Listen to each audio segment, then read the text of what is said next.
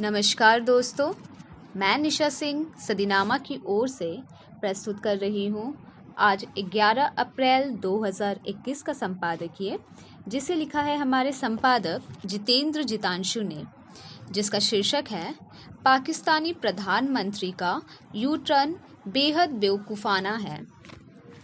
कभी कभी U turn भी बेहद विवेकवान नहीं होता है। जिस तरह से पाकिस्तान के प्रधानमंत्री नीतिगत मामलों में पलटियां मारे हैं, वो वास्तव में देश के लिए अहितकर ही है। कभी कभी झांसा भी नाकामी का ही सबूत होता है।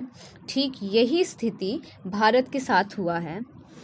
ये बेवकूफ़ाना हमारे संपादक जितेंद्र जितांशु ने आज के संपादकीय में बताया है। आइए शुरू करते हैं आज का संपादकीय। पाकिस्तानी प्रधानमंत्री का यू टर्न बेहद बेवकूफ़ाना है। भारत के प्रति अपनी नीति में पाकिस्तान के मनोनीत प्रधानमंत्री द्वारा हाल में लिया गया यू टर्न बेहद बेवकूफ़ाना है। पाकिस्तान के मौजूदा मिश्रित शासन तंत्र की कमज़ोर शासन व्यवस्था जग ज़ाहिर है। नीतिगत मामलों में पलटियां मारने और बेवकूफ़ियों के उसके खुद के पैमानों के हिसाब से भी ताज़ा मामला अत्यंत मूर्खतापूर्ण प्रतीत होता है। हाल ही में पाकिस्तानी कैबिनेट की आर्थिक समन्वय समिति (ECC) ने भारत से चीनी और कपास की खरीद करने का फैसला लिया था। इस फैसला के अगले ही दिन यू टर्न लेते हुए ECC के फैसले को मुलतवी कर दिया गया। इसके साथ ही कैबिनेट की एक विशेष उप समिति की बैठक में भारत के साथ रिश्तों पर चर्चा हुई।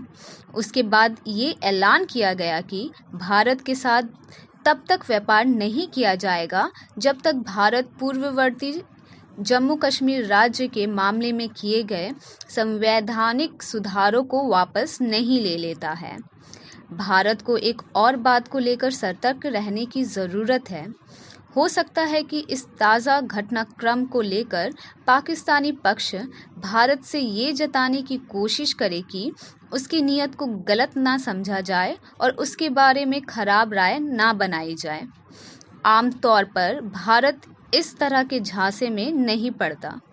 पाकिस्तानी कैबिनेट द्वारा व्यापार खोलने के प्रस्ताव को खारिज किए जाने के मामले पर पाकिस्तान फौज की दलील ये हो सकती है कि उसके हाथ बंधे हुए हैं। चीज़ों को पटरी पर लाने के लिए वो भारत से कुछ ऐसा करने को कह सकते हैं जिससे पाकिस्तान की असैनिक सत्ता को प्रभावित किया जा सके और जो उसे पाकिस्तानी फ़ौज के साथ एकमत होने में मदद कर सके। मौजूदा गतिरोध को दूर करने के लिए पाकिस्तान के साथ हमदर्दी रखने वाले कुछ भारतीय पत्रकारों द्वारा पहले ही जम्मू कश्मीर के मामले में कुछ रियायत दिए जाने की ज़रूरतों के संकेत दिए जा चुके हैं। ये पाकिस्तान की पुरानी चाल है। वो किसी रुकावट या संकट का इस्तेमाल उन लक्ष्यों की पूर्ति के लिए करता है जिनका पहले से कोई प्रस्ताव ही नहीं होता। उनकी चाल दूसरे पक्ष को दिखने में छोटे लेकिन हकीकत में अहम रियायत देने के लिए तैयार करने की होती है ताकि उन्हें मोटा मुनाफा मिले और उनका उल्लू सीधा होता रहे।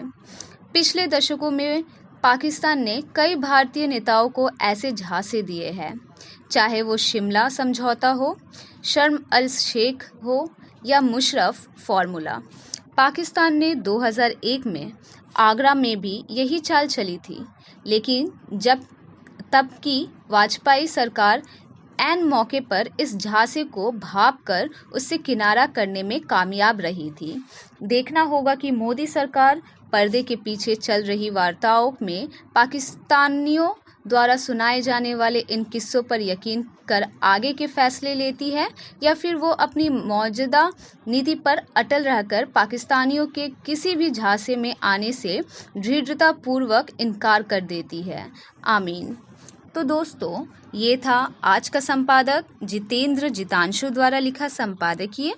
कल एक और विषय के साथ हम वापस लौटेंगे। तब तक के लिए नमस्कार।